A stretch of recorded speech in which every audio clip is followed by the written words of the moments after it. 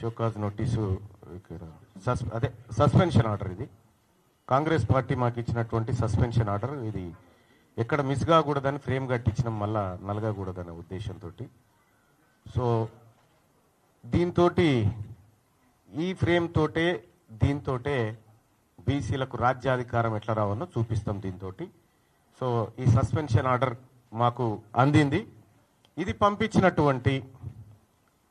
పంపించేలా ప్రయత్నం చేసినటువంటి గౌరవ ముఖ్యమంత్రి రేవంత్ రెడ్డి గారికి మీరు చాలా రోజుల నుంచి ప్రయత్నం చేసిరు. పాపం సస్పెండ్ చేయాలి చేయాలి చేయాలి అనేటువంటి తపన.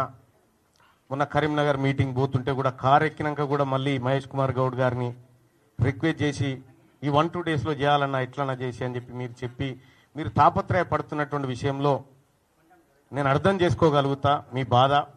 ఎందుకంటే మీ దగ్గర ఉండేటువంటి వ్యక్తులు సహజంగానే బానిసలుగా ఉండాలని మీ ఉద్దేశం కావచ్చు, అది సహజంగానే మీరు కోరుకుంటారు. కానీ తీన్మార్ మల్లన్న విషయంలో కోరుకోవడమే మీరు చేసిన పొరపాటు. ఇక్కడ సస్పెన్షన్ అనేది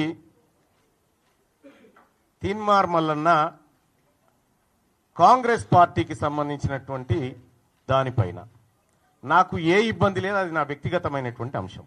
కానీ ఫస్ట్ ఆఫ్ ఆల్ మీడియా మిత్రులకు తెలియజేయాల్సింది ఏంటంటే దాని గురించి సందర్భం వచ్చినప్పుడల్లా మాట్లాడతా. కానీ ఇవాళ తెలంగాణ రాష్ట్రంలో 3 ఎమ్మెల్సీ స్థానాలకు ఎన్నికలు జరుగుతూ ఉన్నాయి.